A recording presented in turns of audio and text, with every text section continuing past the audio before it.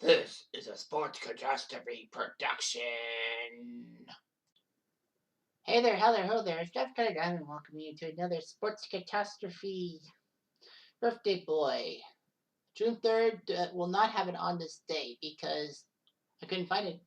So anyway, thankfully I found a birthday boy, and this guy is 35. He's just a year younger than I am. He is an icon, Rafa Nadal. I know I did one on Novak Djokovic last month, but now I guess I got to do another one of the big three. I don't know when Federer is coming up, but anyway, yeah. So he is 209 weeks at number one. The year in number one 5 times, 20 Grand Slam titles. That's what he shares it with Federer, and 36 Masters 1000 titles. Basically, like I said with Novak, it's those major events like in Toronto and Indian Wells.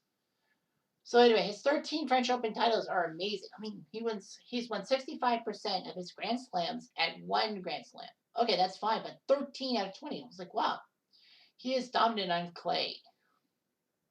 He's won 26 of his Masters titles on clay. So basically, he was coached by his uncle Tony for many years. He was very successful. He was number 2 in the world at age 19, which was amazing. He finally got his number 1 ranking in 2008 and took care of Federer in the Wimbledon final, which was one of the most historic in history. He even won the Olympic gold medal in tennis singles that year and got the career Grand Slam at the 2010 US Open when he won 3 of the 4 majors, which was pretty good, too. He has the career Golden Slam, which is all 4 Grand Slams with an Olympic gold medal. The problem with that is that tennis wasn't an Olympic sport between 1924 and 1988, so basically, yeah, could have been much better. So anyway, Novak and Nadal were basically rivals. I know that Nadal had the rivalry with Federer, but still. They faced each other 57 times, the most in Open era history, in majors. Not in majors, sorry. But anyway, Nadal has struggled out of the French Open, outside the French Open and all that. Anyway, he got his 20th career Grand Slam at the 2020 French Open. So he's tied. So anyway, Nadal is a legend and all that. Mallorca. So he basically was huge and all that. He helped Spain win the 2004 Davis Cup over the U.S. In 2005, he lost the first round to Leighton Hewitt. And that was one of his best breakthroughs and all of that. On his first attempt at the French Open in 2005, he decided he was good. He was number 5 in the world. On his 19th birthday, he beat Federer in the semifinals to face Mariano Porta in the final. He easily beat them, becoming the second male player to win the French Open on his first attempt. The other one, Mats Wilander, 1982. He was actually the first teenager to win a Grand Slam singles title since Pete Sampras's 1990 US Open at the age of 19. Didn't know he was that young. So anyway, he would do well. Unfortunately, Wimbledon 2005 was not good for him. He lost the second round to Gilles Muller of Luxembourg. He basically did well on the hard courts, winning the 2005 Canada Championships. He was actually upset in the third round of the 2005 US Open, which he was ranked number 2 by James Blake in 4 sets. So they got a lot of things going on. Well, that 2005 was just his big year. Nadal couldn't play in the Australian Open in 2006, but he won the French Open by taking down Federer. In fact, that was the first time Federer lost a Grand Slam final. 2007, he won the French Open, taking down Federer in the final. In 2008, he won his 4th straight French Open title, which tied Bjorn Borg's all-time record. And yeah, he beat Federer again. But Nadal proved himself not as a one-trick pony. People thought he was a one-trick pony because he could win Masters on clay and not no other surface. But he won the famous Wimbledon in one of the best finals of all time. Nadal won the fifth set 9-7 in near darkness because of the rain delays and all that. Some say it was the greatest match in tennis history. Of course, it would be. Anyway, Nadal won the gold medal in Beijing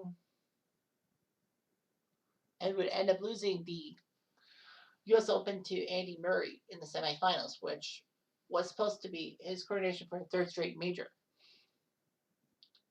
But he shocked everyone by winning the Australian Open, taking out Federer.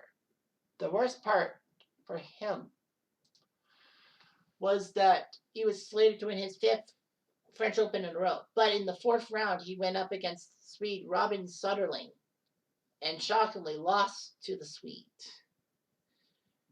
It was his first loss at the French Open.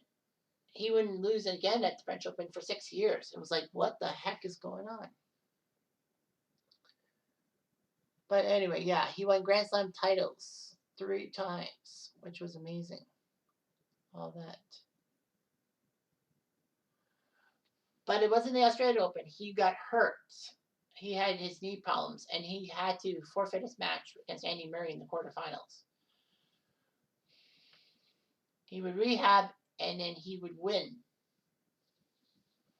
the rematch with Soderling, the guy who took him out in 2009. He won the 2010 French Open. And then he won his second Wimbledon against Thomas Berdych. He would win the U.S. Open by taking down Novak Djokovic to get the career Grand Slam. And after Andre Agassi, who won a gold medal in, I guess, 92 for Olympic tennis, he got a career Golden Slam on every service and the gold medal. So that's not bad, 3 titles. 2011, he would win the French Open against Federer. 2012, he won the French Open against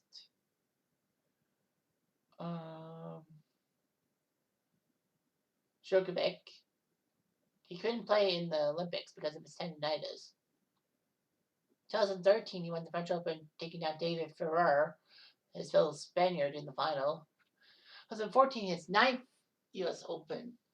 French Open. He took care of Djokovic.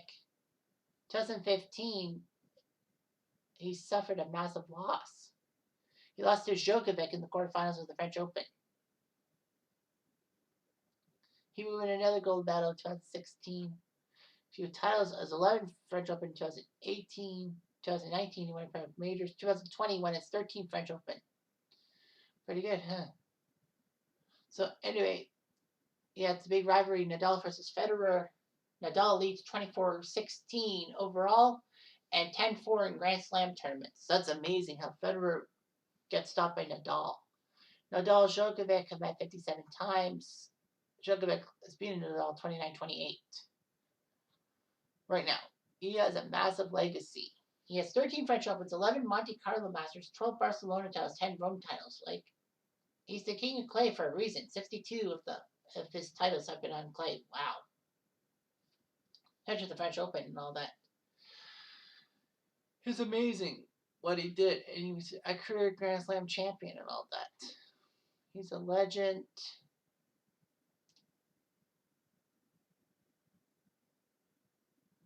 He has an asteroid named for him. Off the court, he has philanthropy and all that, personal life.